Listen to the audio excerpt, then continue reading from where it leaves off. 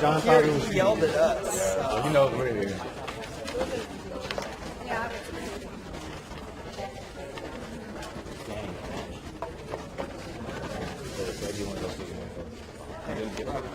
Did you get a sticky note check? Sticky check.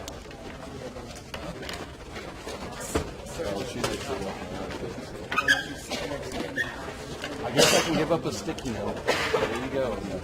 What's a sticky note? Sticky note? Yeah, you need one. Okay. Yes, I didn't. Oh, wait, we do need something. Yeah, we're doing an activity. Luckily, I got 3 aggregates on 2. I don't remember. I was at the conference last week.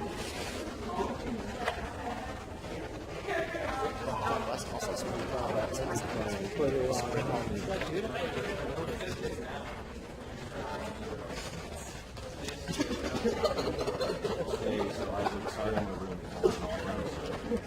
How dare you? I'm just going to go right ahead. There's a ball station who's running. He's going to get green. It's really funny. Oh, wait, you might know. No. Here, Sean. Please don't try to run it. If he does, he's going to get Nick Talby. He went to like the south side or something. I don't know if still has it. And he's kind of tall. Yeah, he's ready for it. So, I'll run again. I would gladly be in Japan. Javon is the smartest man. I think vote for him. I mean, I've got a pretty grassroots monkey forward. All right, it's 4 o'clock and we're going to get started. I'd like to welcome you to our presentation by Shari Davis of the Participatory Budgeting Project. My name's John West. I'm an urban planning professor here at Ball State, and we invited Shari to come here and talk about participatory budgeting. Shari is the co-executive director for the Participatory Budgeting Project. She just got a promotion to that title, so we're excited. So the Participatory Budgeting Project was recognized by the White House under President Obama in 2015 as a model for civic engagement. It was awarded Harvard University's Innovations in American Government Award in 2015 as well. Shari has worked as an organizer of participatory budgeting processes across the country, and especially in Boston and California. She joined the Participatory Budgeting Project staff after nearly 15 years of service in local government. She first became involved in city government in high school. She was the citywide neighborhood safety coordinator on the Boston Mayor's Youth Council and working on the Boston Mayor's Youth Council. She also worked with the Mayor's Youth Line. She became the Director of Youth Engagement and Employment for the City of Boston. She also launched Youth Lead the Change, the first youth participatory budgeting process in the United States, which won the U.S. Conference of Mayors City Livability Award. She's a graduate of Boston University Sargent College for Health and Rehabilitation Sciences, and she holds a master's degree in anatomy and physiology. I'm really excited to have Shari here, and she has some great stuff planned for us. There's just a few other things I want to say before I turn the mic over. I wanted to thank the College of Architecture and Planning, and especially Dave Ferguson for helping to put this together. I wanted to also thank the Office of Community Engagement and Elena Boyd and Aaron Moore, who are also here. Hello. And the Department of Planning also is sponsoring this project, especially I want to thank Mihal Pereira, our chair, and Trevor Preddy, who went down to Indianapolis and picked Shari up. And I'd like to thank Christine Ryan, who's always invaluable in these kinds of situations. Finally, I wanted to invite you to stay after the talk. At 5:30, we're going to order some pizza and have a little bit of more discussion with Shari. So you're all welcome to stay and dine with us. And with that, I'm going to turn it over to Shari. Thanks, John. Thanks so much for watching. So Again, my name is Shari Davis. I'm the incoming co-executive director of the Participatory Budgeting Project, and that means that PBP, my organization, is becoming a Black-led organization, and that's something I'm really excited about. I'm thrilled to be here. Guys, make some more noise for Trevor to make sure that I got here today. And let me warn you about a couple things. We're going to do a lot of clapping, so please get ready for that. We're also going to talk to each other. I'm going to talk to you guys for just a couple minutes, but I want you to experience what I do for a living, and that is participatory budgeting. So we are going to do a little bit of time travel and a rapid fire example of what PB looks like. So get ready to move around and talk to each other. And I want to say that again, prepare to move around now. So if you need to tie up your sneakers, it's now the time to do that. A couple of super quick things. We are going to do, before I even start talking and telling you about participatory budgeting, I hope that everybody got a couple Post-it notes. You should have a couple pink or red ones and a couple blue ones. If you're missing some, raise your hand and someone will help you out. There's a hand up, look at all these hands. Someone's going to help you out. Someone has these Post-it notes in this room somewhere. Just leave your hand up for half a second and we're going to make sure that you guys get some. If you have a stack of Post-it notes in front of you, this is the time to pass them around. Perfect. They're coming. Don't worry. All right. So the first thing I want you guys to do is actually stand up. I warned you.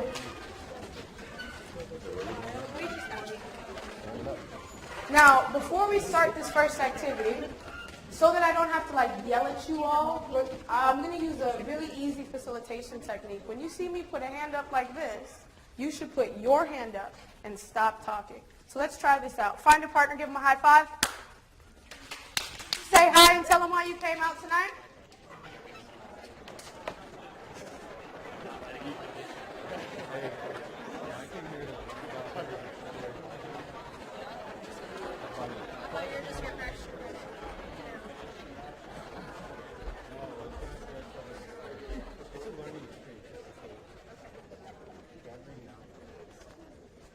Good. You're cheating if you put your hand up and you kept talking, right? So as soon as you see your hands go up, you have to stop talking. Good job. Make some noise for yourselves. You did a good job there. So now we're going to start talking about those Post-its. I have Amy right behind you. If you turn around, you'll see I have a flip chart paper that tells people what those Post-its are. So if you pull down the red pin, I think, it'll give some instructions, and that'll remind me what you guys are supposed to do. Nope, wrong. Yep, that's the right one. Perfect. So you guys see these beautiful maps of Muncie all over the room, right? You see those? They're on some flip chart paper. We had an artist come in and draw those for you guys. They did a ton of work on those. So with your pink Post-it, when I tell you to, you're going to find another partner, not the person you just gave a high five to. And you're going to talk about the things that are in this community across the city that you really love. And you're going to think about what you like about them. You might say, I really love the library in X place because it has a video game station and I get to go in there and play video games, for example. You're going to write that on your pink Post-it note and you're going to go up and put that on the map exactly where that item is. Don't worry about putting it on the map yet. The first thing that you guys are going to do is start talking with the person that you pair up with about the things that you love. I want you to come up with at least 2 things that you can place on this map. And if you have more, we're going to find you some more pink Post-it notes. Does that sound okay? Thumbs up if it sounds okay. All right, there's a lot of participation here, so get ready. All right, find a new partner, give them a high five, and start talking about what you really like.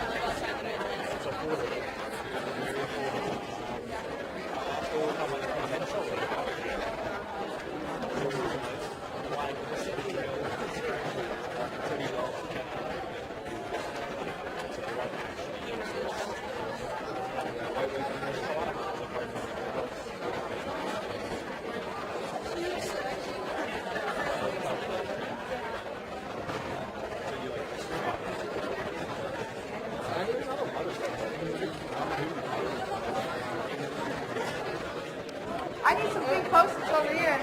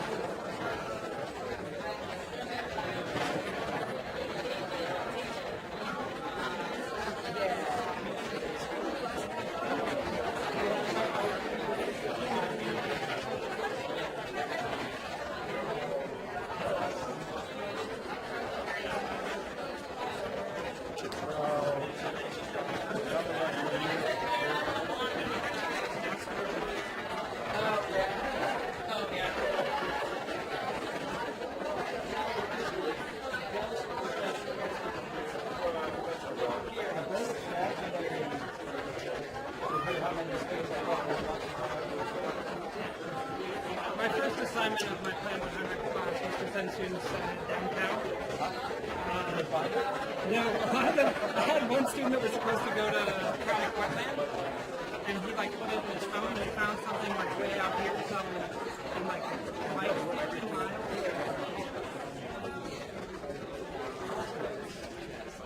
Give your partner a high five. Tell them thank you. All right.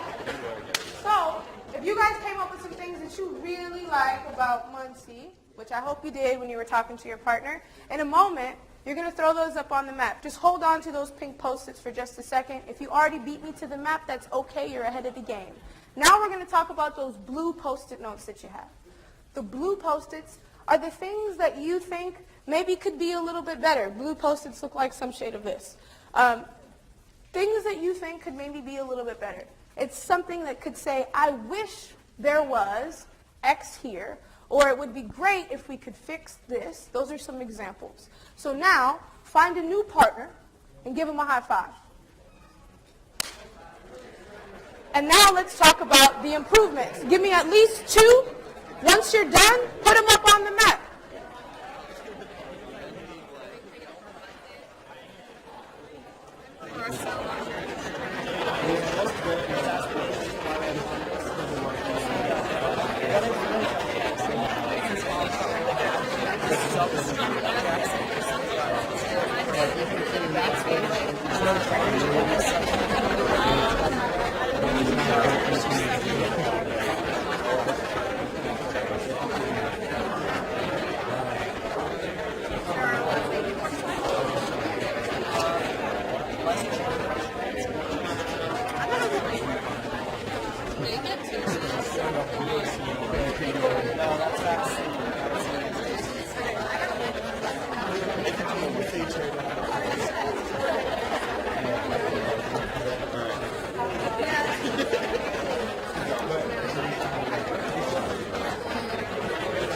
Congratulations.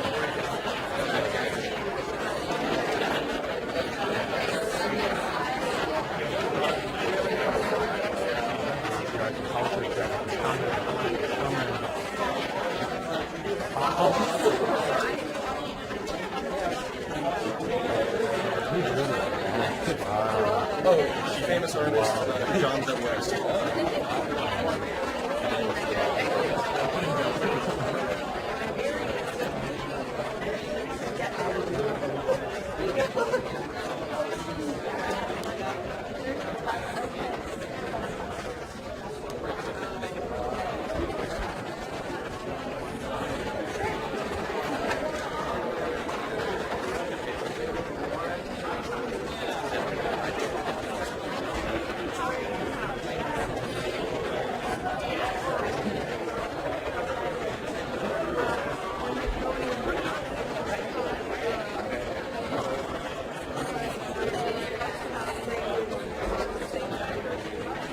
Okay, folks, as you make your way back to your seat, place up your Post-it, and then you can have a seat.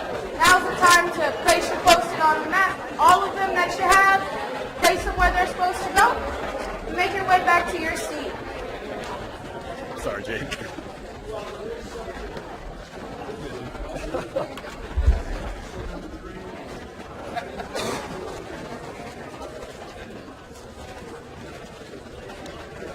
Usually we're not moving around like this. I know. I've done all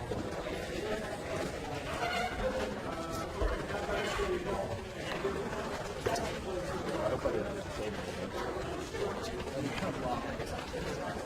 I'll let you have mine. I'll donate. I've got one of these.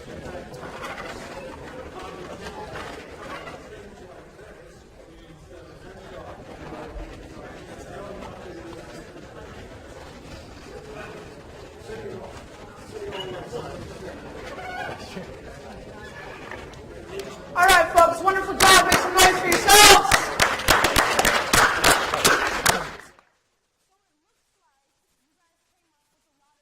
You were able to think about things that you really like, and you were able to think about things that maybe are not here yet, that you would love to see, maybe some improvements that you would really appreciate. I had a chance to talk to some of you guys, and some folks said, ooh, I haven't been here that long, I'm just a student here. But you do spend time here. So from a person that is here for just a couple months to a person that's been here their whole lives, I think you guys are going to notice that there are some commonalities with what you recognize and what you'd really like to see in this space. So this is going to become really relevant in just a moment. We're not done with these Post-its and the work that you guys did here. We're going to talk about that in just a second. But before we do, I want to tell you a little bit more about what I'm here to talk about, and that is participatory budgeting. I'm not used to standing behind a desk. I'm like a walker, so you guys are going to have to deal with me, and like if I look a little antsy. So as John mentioned, I come from the Participatory Budgeting Project. This is a really good slide to take a picture of. If you ever want to find out more about PBP or our organization, there's a lot of information here, including our website and Twitter handle. PB in the United States, and forgive me guys, I will say PB, participatory budgeting, is a mouthful, so I hope that's okay. PB in the United States is relatively new. As you can see, the first example of participatory budgeting was in 2009, and that's when PBP as an organization came together to help launch a process in Chicago. We were incorporated in 2011.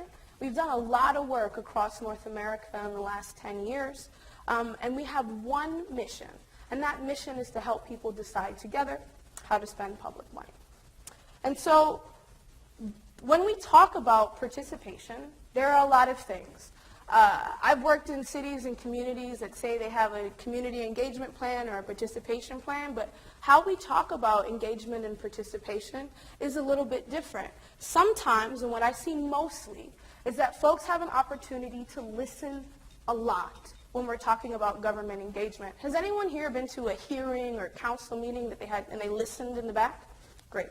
So that's awesome because you get informed, you learn things, but you don't have an opportunity necessarily to have your voice heard or to point to how your participation in that hearing is going to end up resulting in change in community. So if we start marching up this ladder, we see other things, like really cool online games that allow us to learn more things. Maybe there's a slider where I can determine a fictional exercise and understand if I adjusted a budget this way, how it would impact X, Y, or Z. It's fun. I learn a lot. It's important, but I still can't point to how that changes community when I interact with that thing. The next thing that I see all of the time is that we ask community members to be consultants. We say we want your feedback constantly. I'm a recovering government employee. I worked in government for nearly 15 years. And shout out to all the government employees, you're awesome. It's crazy hard work. As a government employee, I asked folks for their feedback constantly. And I was able to use that in really helpful ways to make decisions when it came to my job. But I wasn't able necessarily always to take that feedback and allow someone to point to how that influenced my decision. It was really hard to allow or to create a system that tracked that input so that I can give feedback to the folks that provided it. So we ask community to be consultants all the time. And then there's this really cool thing. Some people end up serving on a board or council. This is great. Now folks can make decisions. They can actually point to what their decisions were and how that has affected community. The challenge here is that if I put everyone in this room on one council, it would kind of be hard to navigate, be a ton of folks. Most councils have between 10 and 30 people. So what happens to everybody else? How do we make sure that everyone gets to participate? We describe that as full participation. Participatory budgeting is one example of what full participation looks like. So as we think about this ladder, I want you guys to ask yourself this question.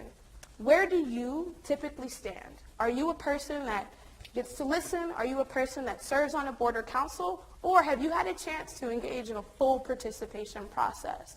And if you've had a chance to do those things, that's great. But where do you normally stand on that ladder? The second thing I want you to think about is your friends, your neighbors, your classmates, and other folks you know in community.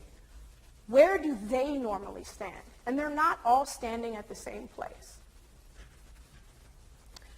So I mentioned to you what participatory budgeting is. It's absolutely a democratic process that allows community members to directly decide how to spend a portion of a public budget. So I'm going to stop talking for a second and show you guys a super quick video that I heard a few of you may have already seen. So now is the time to pull out your popcorn because this is going to be good.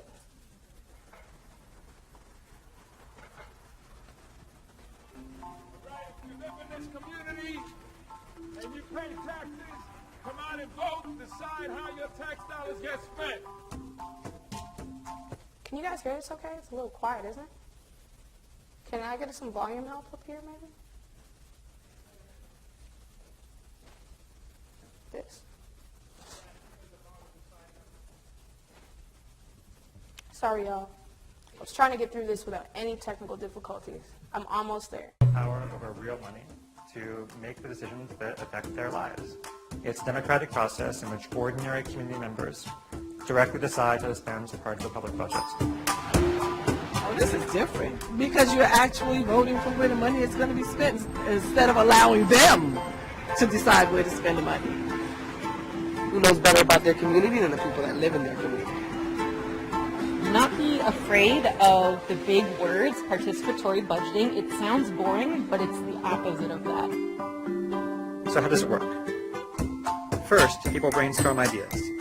They come together in meetings and assemblies and start to think of what kinds of projects they would like to see in their neighborhood. We had to think big. We have $1 million that we could use so we can fund parks, health issues, streets. Volunteers work with experts to turn people's initial ideas into full project proposals. We started with maybe about 40 projects, and so we had a series of budget delegate meetings, and we narrowed down the list into about 4 or 5 projects. We met with the Parks Department and we talked about what we wanted to see change in some of the parks and how we were going to work with them. What are the real needs in the community if you only have a certain amount of money? What is it that you can do that's going to benefit as many people as possible? I'm dreaming of new benches, modern benches. Seniors have nowhere to go. Displays at bus shelters throughout the district, and it will tell people when their next bus is due to arrive. We're asking for a projector and 30 Mac laptops. State-of-the-art fitness center. Let's put solar panels on a firehouse. After volunteers share the top projects, the community gets ready to vote. It's a way of validating every voice in our community and saying, you know what, whatever your position is, you live in our community, you have a right to decide, and that me as a representative and government should respond and should listen to that voice. Anybody can vote in this process, immigrants, whether you're documented or not, and people that normally don't get to vote. Most people, they don't even know that CEOs can come out here and vote today. Some of them are really surprised. They said, really? I said, yes. They have a voice. The projects with the most votes get funded. The Red Hook Library Community Garden, right here.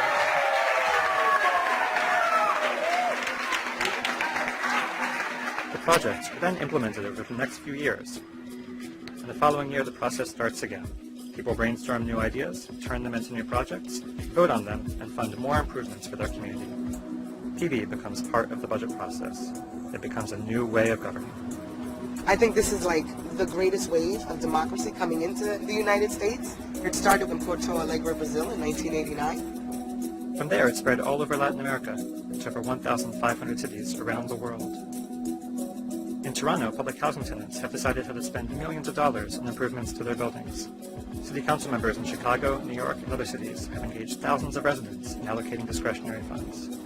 Entire cities have launched PB, such as in Vallejo, California, for funds from a sales tax, and in Boston for youth funds. Even schools and universities have used PB. This was a great opportunity for you to be a part of government and better the city you live in. Like, who wouldn't want to take advantage of that? You're creating a more educated platform of voters overall. So I think this can only be good for the big project of democracy.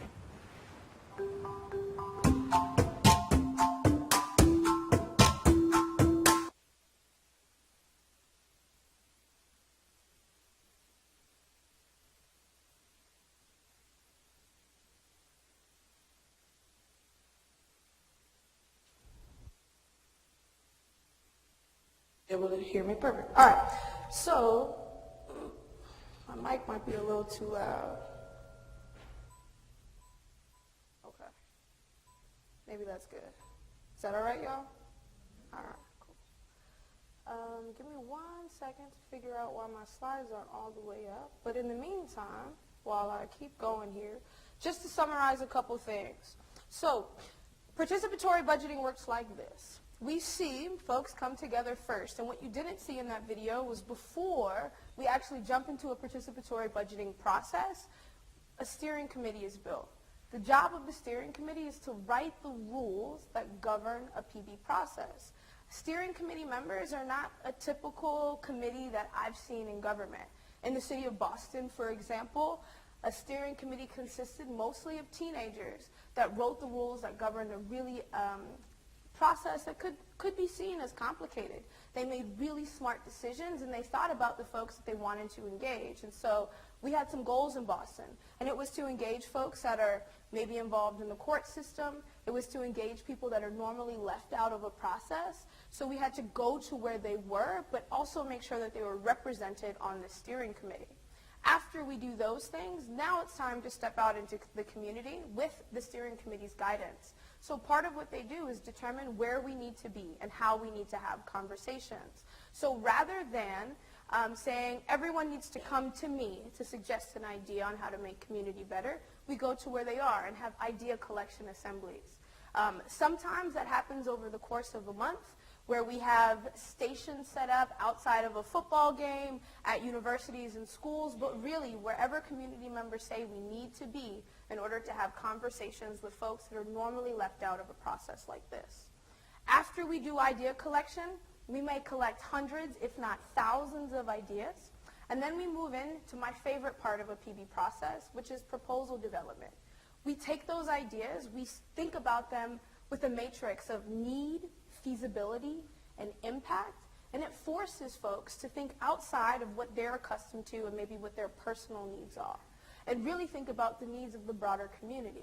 We use that to determine, again, what's feasible, needed, and is going to have the greatest impact in community, and we sit alongside staff members to price what could happen.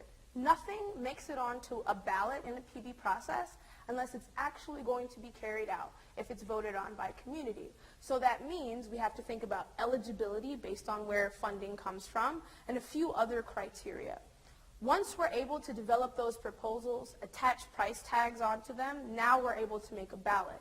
That ballot goes out in community, and it's not like a normal local or national election.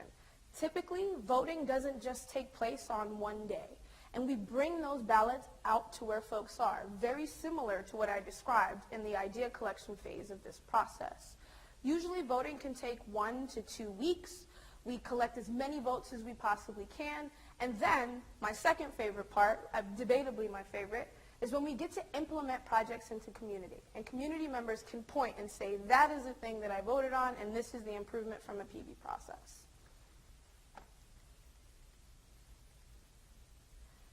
One of the big things about PB that's incredibly important to me and all of us at PBP, the Participatory Budgeting Project, is that we're able to ensure equity and inclusion. There are a few things that we do in order to make that happen, but the first is we don't talk about a PB process with $500. We have to talk about money that matters. And so sometimes that's a sizable amount of money, but also thinking about where it comes from in the budget. So for example, in the city of Boston, there was $1 million for folks to use in the participatory budgeting process.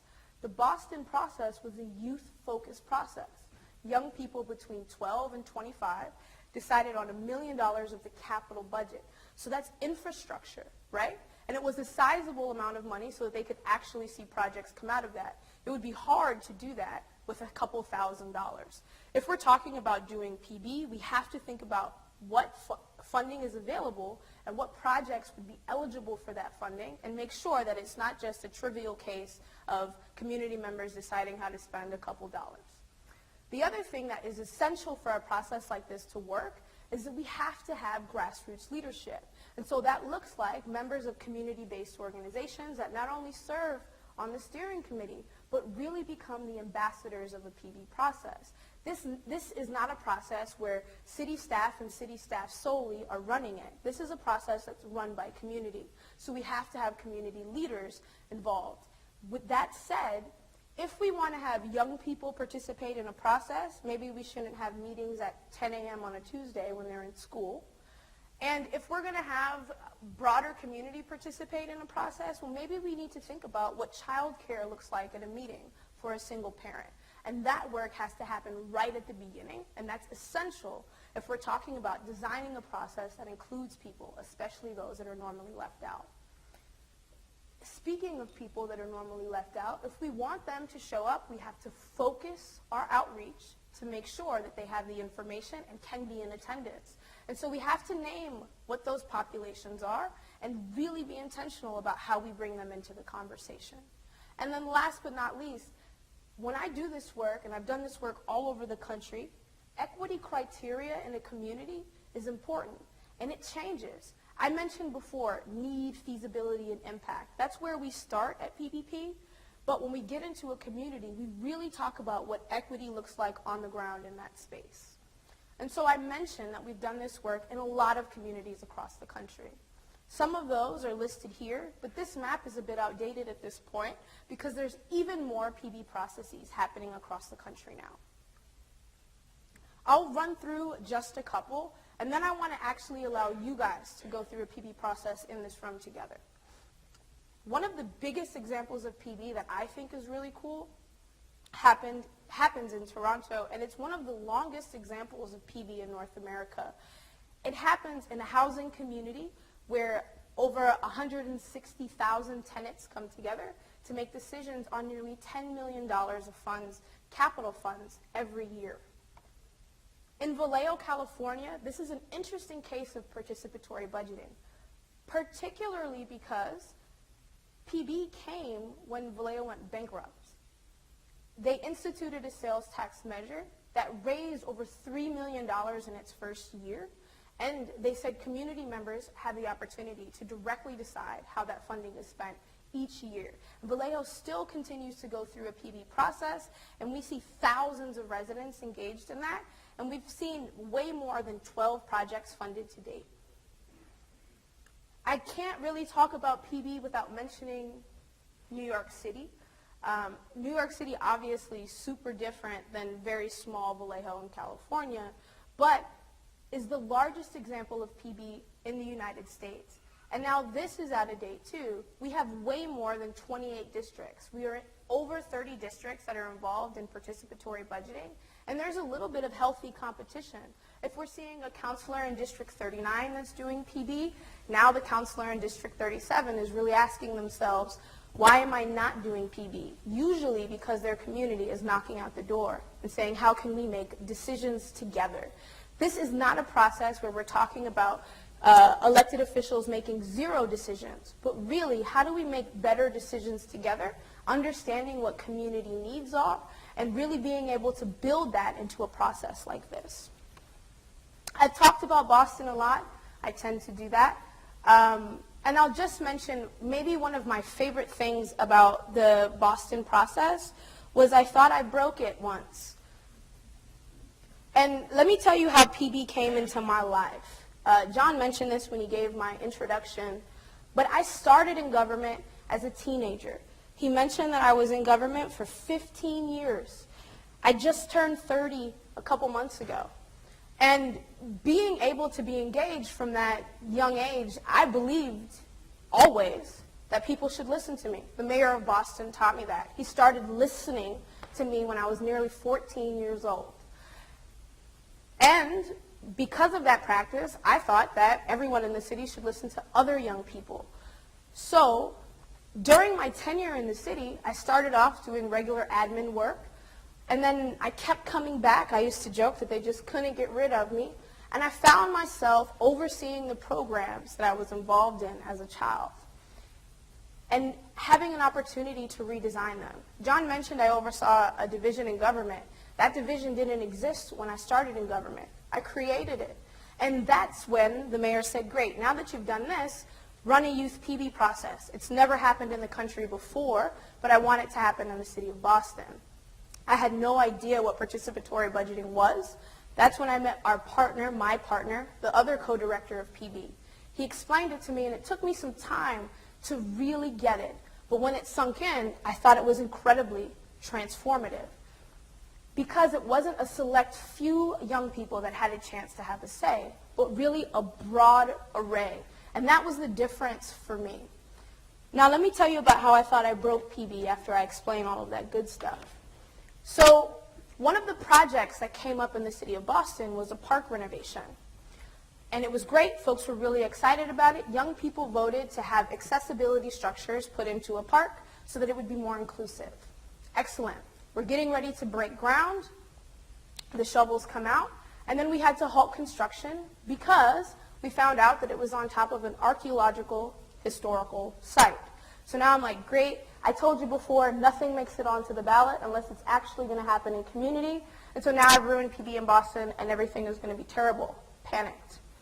I started talking to the city's archaeologist, and rather than doing business as usual, he decided, let's have a community archaeological dig. We'll invite all community members to participate. They found artifacts, extended Boston's history, and then renovated the park. So not only did we get a park renovation, but we had an entire experience where community members had a chance to learn things, be involved in a process, and do something that they had never done before.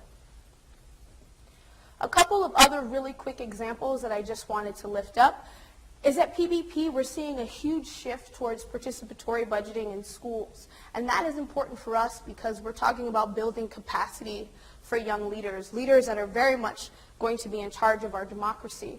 And so how do we build pipelines toward lifelong civic engagement? Participatory budgeting for us has been a huge answer. I actually just got off the plane yesterday from Phoenix, Arizona, where I led a conference that brought 250 people from across the world together to talk about innovations in participatory democracy. So PB and also other awesome innovations in how we solve making our systems in government more democratic.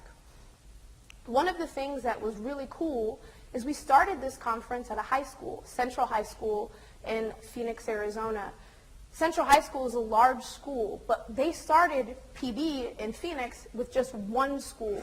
Then it's 5, now it's 10. Next year it'll be the entire district. And young people are deciding how portions of the school district's budget is spent. Not only are we seeing that in Phoenix, but San Jose, Chicago, Sacramento, Oakland, California, and a few other places.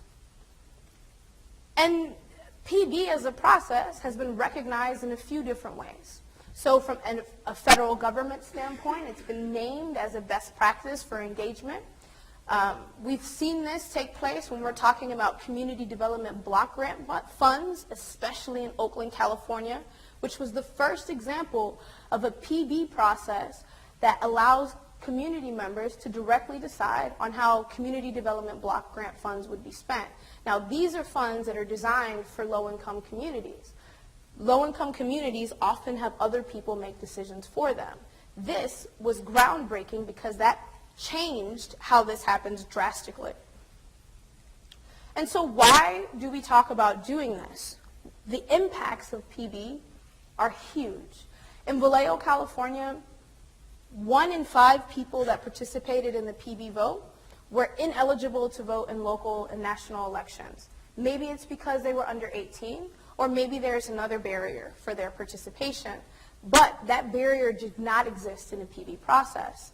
In New York City, we're seeing higher participation from those that come from low-income backgrounds as compared to regular local and national elections. So again, people that are normally left out of a process like this are able to engage. But what happens to a 16-year-old that directly decides how to spend a portion of a budget, or someone else, right? Maybe a single parent that has never engaged in government before, decides how a portion of the budget is spent. What's their likelihood now to vote in the local and national election? Again, we're talking about building pathways towards lifelong civic engagement, and that has to happen between election day, right? Participation can't just happen only on election day. Harvard University did a study on participatory budgeting in Boston, and one of the cool things that came out of it was that participants reported a few things. Being more likely to step into a city-owned building, period. There were folks that wouldn't have stepped into a city-owned building before, and because of this process had and are likely to come back. Folks report being more likely to participate in volunteering in their community, getting engaged with a community-based organization, and even being more likely to participate or run for office themselves. And so, again, we're talking about engaging people in a process that changes the way that they think about government, but also the way that they participate and interact with it. This allows us to build stronger relationships between government, community-based organizations, and the people that live in communities. But it also allows people to see government in a totally different light, as a real asset that they can engage with and navigate to see real change in community, not us just talking about potential changes. Ultimately, we do all of this so that we can see more equitable and effective spending, so that now I understand community spending priorities. Community members understand what the process is in order to actually spend money in government. There are a few steps. There are rules, RFPs go out, there are various and sundry things, but now a community member really knows what that process is, understands how to navigate and interact with it. And so that's all the talking that I'm going to do right now about participatory budgeting, because I want to give you guys a chance to see it live in action and to engage with the process on your own. And so we're going to go through a hyper-fast PB experience here. This will feel a little bit different, obviously, than a normal PB process, because what we're going to do now is in the next 40 minutes or so, go through a process that normally takes community members between 4 and 8 months to complete. So you guys are going to definitely have your work cut out for you. I hope you're ready for that. The first thing that I asked you guys to do today when we were starting to get to know each other was to come up with some ideas. You came up with things that you love in your community, and you came up with things that maybe you wish were here, maybe things that you wish were improved or a little bit different. So in a few minutes, I'm going to have you guys break up into a couple groups, and I'm going to think about the way to do that without creating immense chaos in this room. And you guys are going to do a few things. We're going to pretend, in this instance, that we've already completed idea collection, that we've already went out and collected a bunch of ideas. Some of those ideas are right here around the room. And now we're going to step into the proposal development phase of our PB process here. We are going to use $1 million of the city's budget in our exercise. Now, there are some things that I want to explain just so that we don't get confused. I mentioned Boston and I mentioned capital funds. So that was infrastructure only. They could not have any ongoing costs or programs and services in their process. For the purpose of our exercise today, you guys will be able to suggest ideas that have infrastructure impacts, so it could be a road or elements of something like that, a brick and mortar thing that you can touch, or it could be a program or service that has an ongoing cost, but we'll have to identify that. So if you have a project that you want to suggest, and it is to hire more staff at the library, we're going to have to think about that as hire more staff for 2 years, right? So I can get really specific on the cost there. And we'll talk about that in just a moment. So what I'd like to do is everybody that's in a row on this side, You guys are going to form groups of about 6 or so. So we'll kind of combine 2 rows together. So I see like a group of 5 right here. You guys will be one group. And look around in your row. You guys are going to form a couple groups. Folks that are in the back, I'm going to actually create 4 groups back here. And I'm going to get you guys situated in the front in just a second. But the folks that are in the back, I'm going to have group 1 is you guys. Group 2 is you folks in the back. Group 3 is going to be you folks right here. And group 4, you guys are together. My 5th group is right here. You guys are group 5. My 6th group is right here. You all are group 6. My 7th group is right here. You guys are group 7. And you all are lucky number 8. So does everyone understand which group they're in? You guys can talk to me. Does everybody understand which group you're in? All right, good. So what we're going to do, I'm going to give you a couple minutes to talk to the people in your group in just a second. What I'm going to ask your group members to do in the next 4 minutes is quickly say hello, quickly talk about a couple things that you're like, ooh, if we make a ballot right now, I'd really like to see this particular item on the ballot. So I'm going to give you guys a chance to, 1, say a quick hi, and talk about a few things you'd like to see. If you think that the thing that you guys really want to see is not on the map yet, take a moment to jot that down so you can throw it up there. It's okay for us to add more ideas to the map right now. So again, you guys are going to be my budget delegates. We're getting ready to develop proposals. Before we do that, I want you guys to know who your team members are.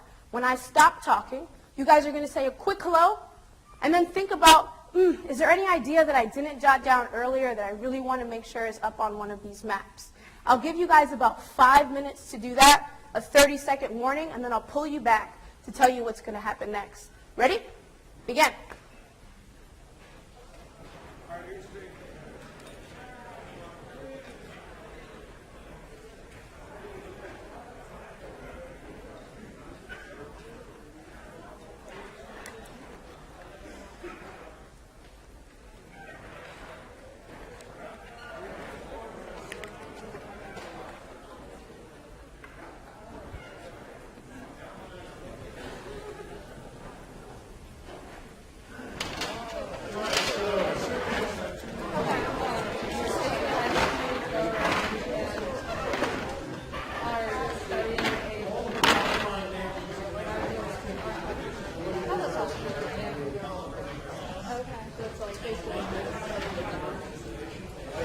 Yeah. I will be here tomorrow. Sorry, let me stop having my whole conversation.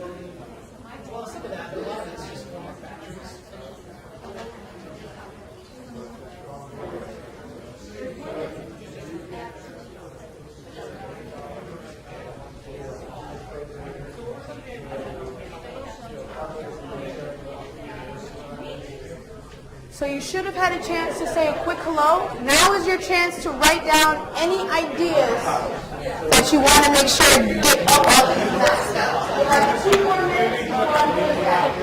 Oh, I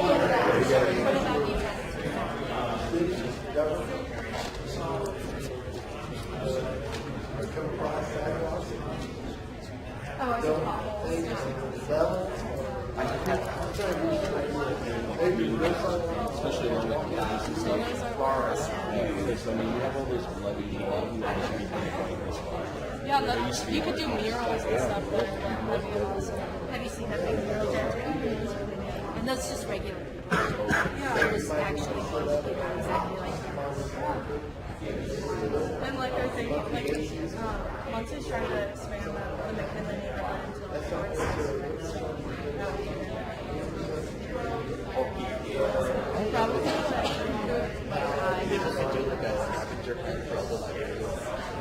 definitely like say that. It's like what's that game, you know, like the GPS. Geocaching. Yeah, it's like a geocaching environment. I have a little feeling like stay your longest you can last. You have to like drive around and find latitude and then like there's always a little box that has little like gifts in it basically, and you're supposed to bring one, like you can bring like a sticker, and then in the box you're supposed to take something and then you take something. Usually there's a lobby inside. Sometimes they're really hard to find. Yeah. I also captured e-books video. Yeah. It's of a bygone age. I don't think we'll have to start that.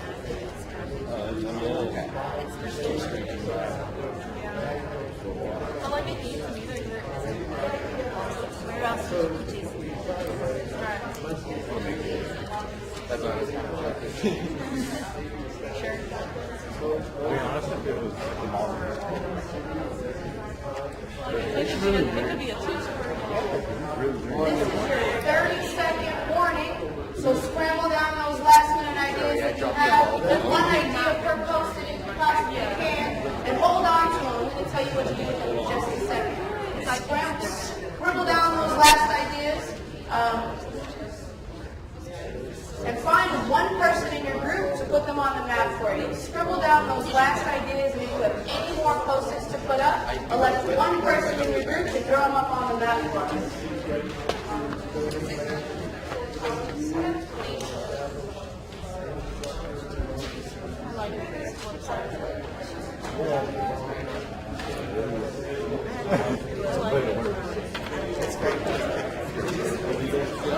Yeah. The only issue is like. Yeah, I feel like it'd be easier to narrow down.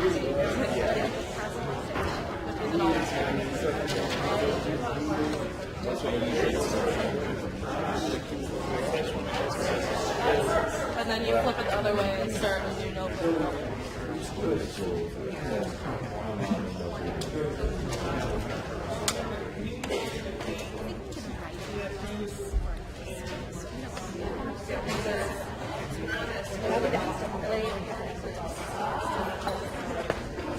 Here, time to run out, get that last idea up there.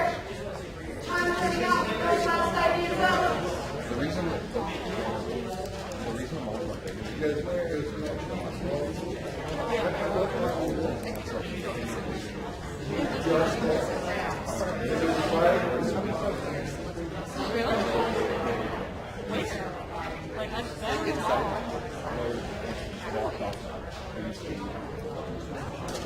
Well, yeah, because AMC. Wait, where's the ACL? where Carson's there's like that little small like I wonder why why people go for these things so really expensive, but there's like, oh, it's not proper. yeah, it's also All right, and we're back. Great. So everybody has their ideas up. Perfect. So now what we're going to do, and again, this is very much an adaptive process. So I wanted to make sure that we collected all of the ideas that we possibly could, and now we're going to go into a rapid-fire proposal development element. And so what I'm going to ask you guys to do is, in your groups, it looks like there's 6 to 8 people in each one. So now I want you guys to divide even more, in probably groups of 3 or 4. I'm trusting you a lot to figure this out. So in groups of 3 or 4, what I'd like you guys to do is say hi to now your much smaller group of 3 or 4 people. You guys together in your team of 3 or 4 are going to walk up to one of these maps here and pick off an idea that you are going to develop further into a full project proposal. Let me show you what this project proposal is going to look like.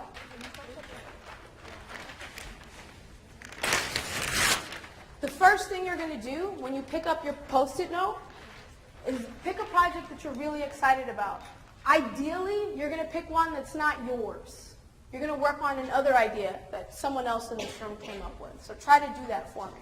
I'm not going to police you, though. The first thing you're going to do when you get that project is think really hard on how to make it super cool. You're going to come up with a really badass title for this project, one that everyone's going to love. And then you're going to give me a little visual. You're going to draw it out for me. What is it going to look like? If you're talking about building a community garden, you might explain a little bit of that here in a very visual way. And then you're going to raise your hand or scream out to me, because we're going to start talking about how much this is going to cost after you explain to me, the staff member for the city in this exercise, what your project is going to look like.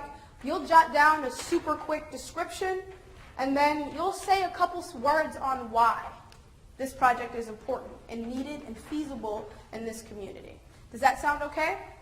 I expect some really beautiful drawings. You guys see the art that was already on the room, so I have really high standards here. Does anyone have any questions for clarity before I start dividing you guys off to do this work? Okay. So in just a few moments, again, you guys will divide into groups of 3 or 4. You'll walk up to the maps. You'll look at an idea that you're going to develop even further. You'll pull that idea off. You'll come down and grab a project proposal sheet, and you'll start filling in this proposal. When your team is ready for the cost estimate, you'll flag me over, and then we'll talk about how much it's going to cost. Make sure that your project is at least under $1 million, but over $25,000. And don't worry, I'll help you if you guys get stuck. You guys ready? Give me a thumbs up. And begin. Statue of Big Jacob. We gotta find a note. No, I passed my yeah. I feel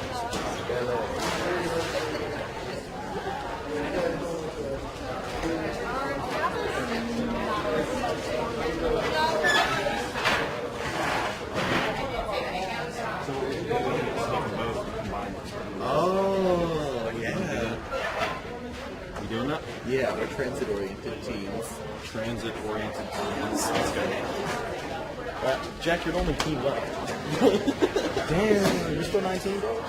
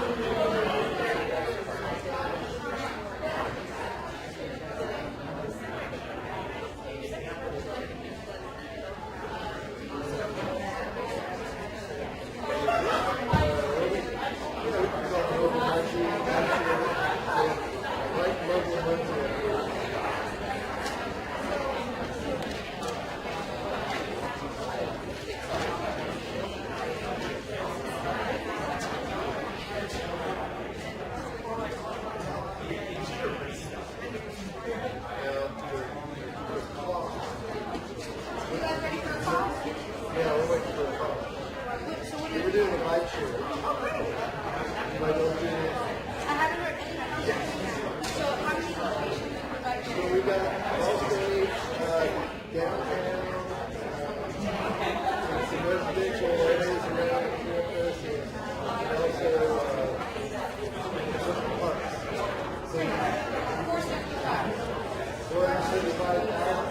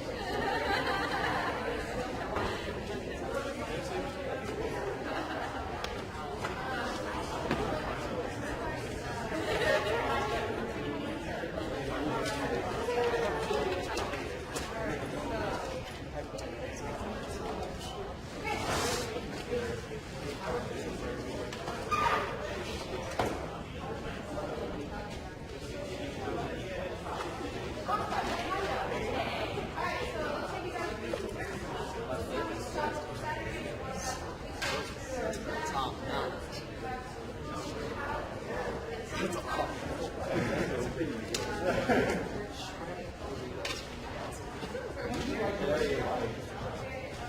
like those on the edge.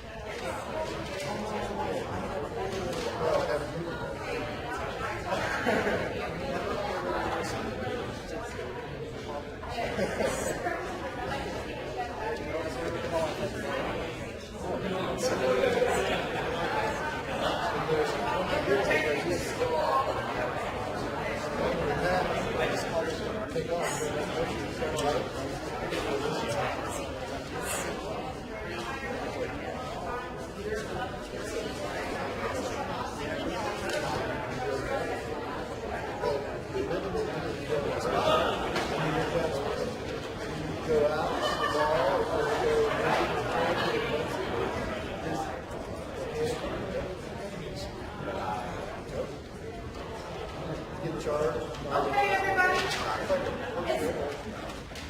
You guys can put your hands down. Thank you so much. Now, does everybody have a cost at this point? Yep. Good. So it looks like we have some full project proposals. That's awesome. You guys did a wonderful job as budget delegates. Make some noise. So in a normal PV process, this part actually takes the longest. Sometimes it's a 2 to 3 month process, where we review all of the ideas, we distill them down, we form subcommittees, and those are community volunteers. And just like I came over and sat with each group and we had a really quick conversation on how to cost things out, that's very real in the process. It happens much longer than the quick conversation that we had, and there's also a discussion, deep discussion on need, feasibility, and impact compared to the city's 5-year plan and so forth. You guys did some rock star work here that made my job really easy. What we're going to do now is time travel. So in this instance, we've already completed our proposal development phase. You guys have come up with some awesome proposals. And now we're going to kick off our first vote expo in Muncie. And so what's going to happen is everyone that has a project proposal, you're going to find a space on the wall. We have some push pins up here. And you are going to put your proposal up on the wall.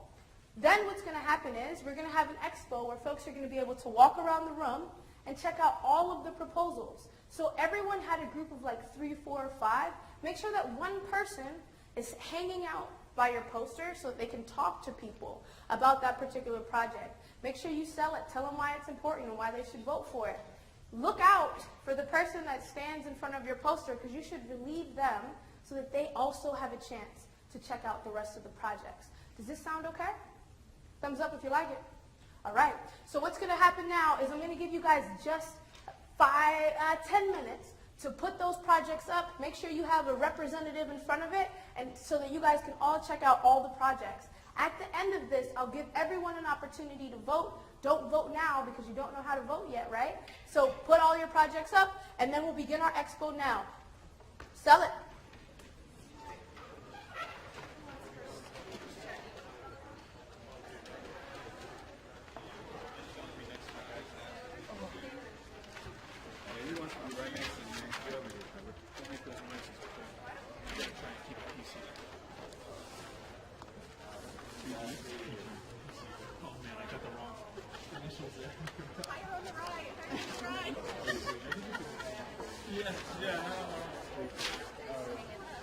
You're not hanging things at my house.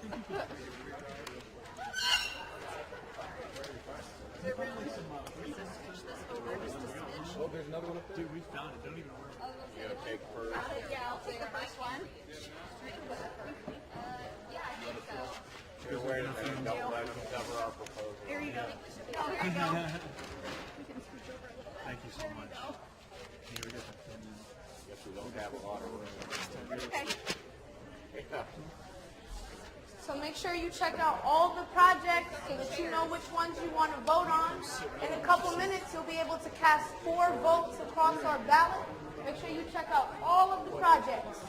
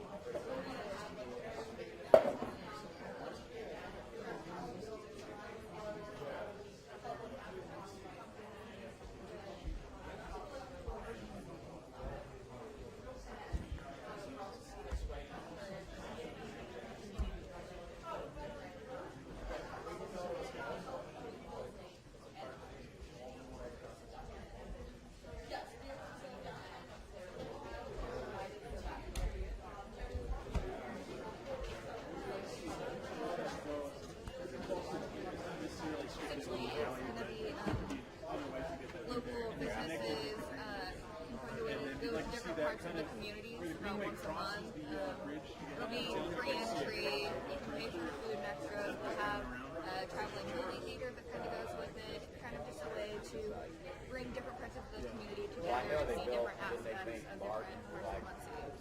Love it. So it's like food trucks. Kind of. Okay. So it's like pop-up spaces where people pop-up events. Yeah, it's probably easier. What do you got? Solar panels on some of our museum buildings, perhaps schools, to help clean energy in our government buildings, as well as an educational tool in the school systems for both the students and helping them become more environmentally conscious rather than just, hey, I'm going to recycle this can and throw it over there. They get to see it in use every day and can help them become more environmentally conscious. Very cool. The way the financial the nationally acclaimed everything question so we're looking at increasing the runtime to 6 a.m. early morning travel as well as late evening. Yeah, we spent a year trying to get them to do something. There's a lot of people that only have a way to go like and that's the thing we think that just because it's Sunday doesn't mean people are needing to. Well, a lot of other Sunday trances do. Like that? And that's what we think that it'd be important to increase that. And see, they get free rides. Check out the rest of the proposals. You guys just have about 3 minutes until voting begins. I also think it's very important to have a few bus shelters because there's a lot of people waiting on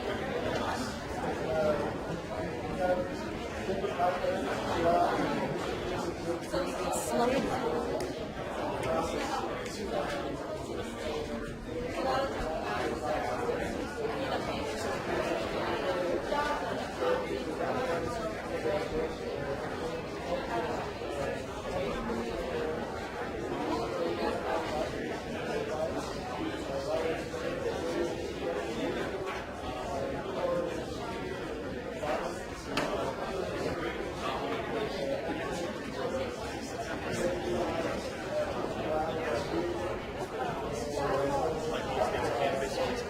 that is to just connect the Carmel Greenway directly to campus and directly into downtown. So we take advantage of existing infrastructure and we just expand it to go to the places where it's probably going to have the most accessibility. Is it kind of like the downtown area? And we thought this would be a great way to get students to leave campus to go travel all along this leisure So opportunity is it kind of like the farmers market, just kind of condensed? get some investment in the Muncie community. We thought this would be a great opportunity to get downtown Muncie to come to campus where they can maybe be part of classes and sessions and understand what we're doing here and to help understand what they want to see. That. Yeah, because it's difficult for me to get myself to wake up Saturday mornings because I'm interested. The 850,000, so we can see this getting, it's a separate trail, kind of like a Carmel Greenway is, so it's paved, it's got lanes, so this would kind of go alongside the road and its own right away, and so that's kind of where the price goes. We're seeing the whole new trail being paved, not just bike lanes or sidewalks, but dedicated.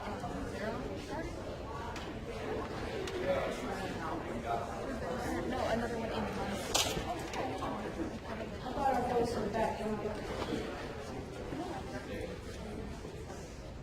All right. So now we're going to vote. And I'm going to tell you how to do that first. There are some rules. I usually bring some stickers so that no one cheats, but I just trust you guys so much that I know that everyone is going to follow the instructions and do this the right way. So every proposal should have a red vote box on it. The way that you are going to cast your vote, and you have 4 votes that you can cast across our ballot. Please do not vote more than once on the same proposal. You have to cast your votes across the ballot, and you don't have to use all 4 votes if you don't want to. The way that you vote is that you put a check mark in the vote box. Please don't put a check mark over someone else's vote. Be considerate of me so I can easily count all the votes. So you have 4 votes that you can put across the ballot. The way that you vote is you put a check mark in the red vote box. You guys have to vote really quick, so you'll only have a couple minutes to vote. As soon as you cast your 4 votes across the ballot, find a seat and we'll let you know what's next.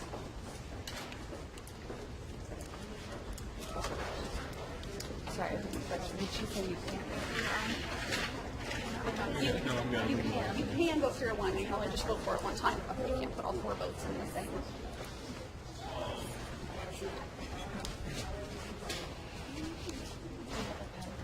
No, I've got one of my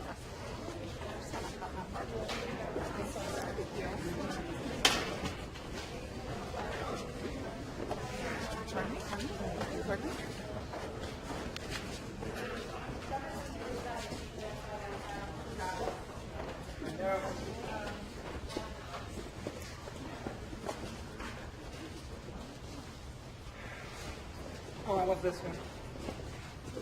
This one right here.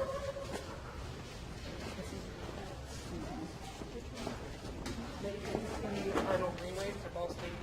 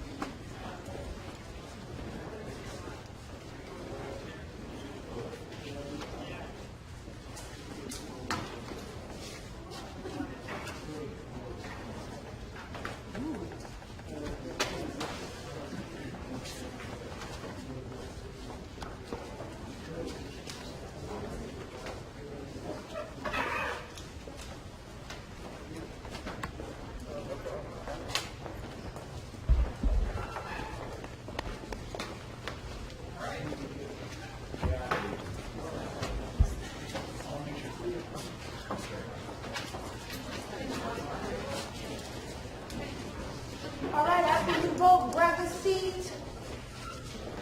And I'm like so on time right now. I said we were going to go until 5:30, and that's when the pizza's coming. So I'm not going to stand between you and the pizza for much longer, I promise.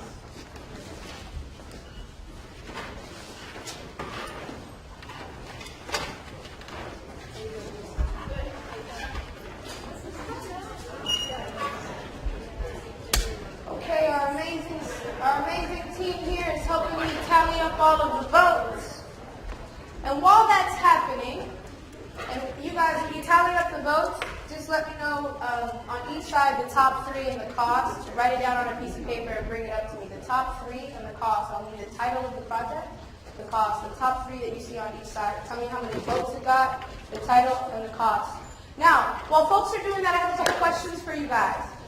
We're going to get a chance to debrief and hang out and mix and mingle, but I want to know, what did you think? What were the things when we went through this process that stuck out to you?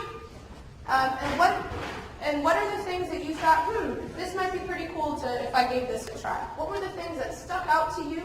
And what were the things that you thought, this might be pretty cool if we gave this a try? I felt as though it gave everyone a voice. So then a lot of times the reason why, or just what I hear from why they don't kind of involve themselves into like the process of our government is because they feel as though their vote doesn't mean much. And so I feel as though like this participatory budget will allow people to see their vote going towards something more easily than seeing like just voting for legislators. So this gave folks an opportunity to maybe have their voice heard, they got a chance to participate, and those are the things that particularly stood out there. What about some other folks? What stood out to you? What did you think?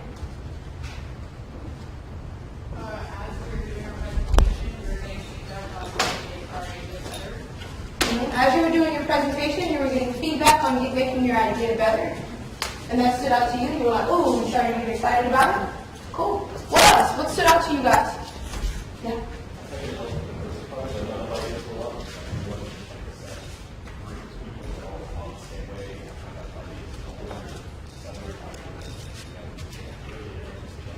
So we had a diversity of ideas, and having all of these conversations helped us diversify them.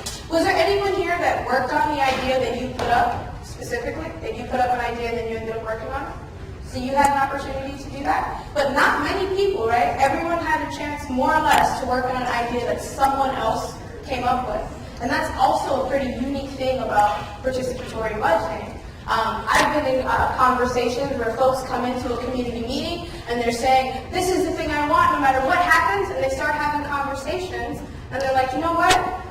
My son's school in a really well-off neighborhood is actually okay, and what we really need to focus on might be something a bit different. So people do see a change in opinion. I see this pizza coming here. I promise I'm going to stop talking really soon. Is there any last thought that someone would like to share? Yeah.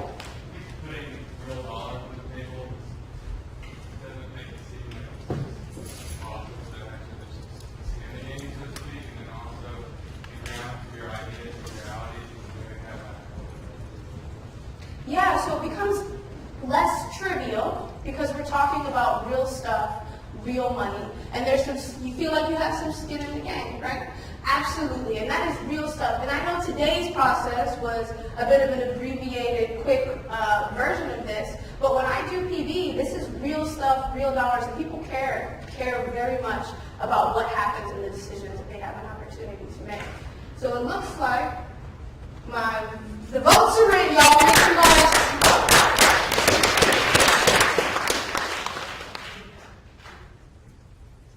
What's the total?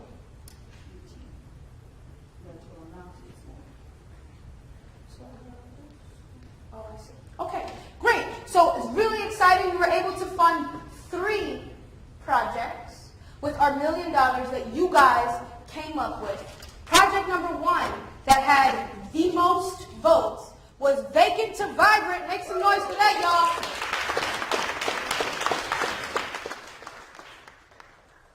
And we identified $550,000 for that. Project number 2, there's actually a tie. And this is where it becomes really interesting. So we are going to fund 3 projects, like I said before, but projects 2 and 3 are tied for the same amount of votes. So we're going to talk about how this is going to look. Number 2 and 3 are Oasis in the Desert. Make some noise for that. And the 3rd project that we're going to fund is the Cordonal Connector. Make some noise for that. Now the challenge here is we're a bit over $1 million. The first project that we funded was about $500,000, and then the next 2, if we were able to fund them together, would be $1 million on their own. So this is an interesting case, because if this were to happen in a real PB process, this is when we'd go back to the rule book that the steering committee wrote. and we would determine what they decided on the front end of the process. This is something that totally takes place, but we have two projects that are in a tie, and we have to decide what to do. So sometimes what we do is partially fund both. Sometimes what we do is adapt both projects so that they're under budget. But no matter what, that doesn't happen on the end of this process. It's incredibly transparent. We have that conversation on the front end. Sometimes what happens is as we start knocking off our winning projects and the pot of funds becomes allocated to a smaller and smaller amount that we have remaining, we see a little bit of a remainder. In Boston, we funded 5 projects, and then we had $80,000 left. It wasn't enough to fund the full project that had the next number of votes. So what we did instead was go back to the steering committee and ask them, what are we going to do? Would you like us to partially fund another project, or would you like to hold on to this reserve in case there are construction costs that we didn't anticipate that we can then use with this remaining pot of funds? They were super smart and savvy. They determined we're actually going to use these funds to improve the other 3 projects, or the other 4 projects that already went on the ballot. So, you guys, I appreciate you spending so much time with me. I know today is the first day back from spring break, so even to have you guys in the building means a lot to me. I really appreciate you all. Thanks so much. Let's have some pizza, hang out, and chat a bit. Appreciate it, guys.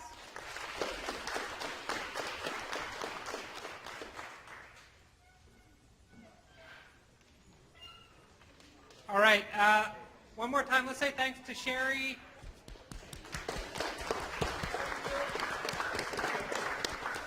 And there's food up here, pizza of different varieties. Join us for a little bit of a dinner. We're just going to set up in here.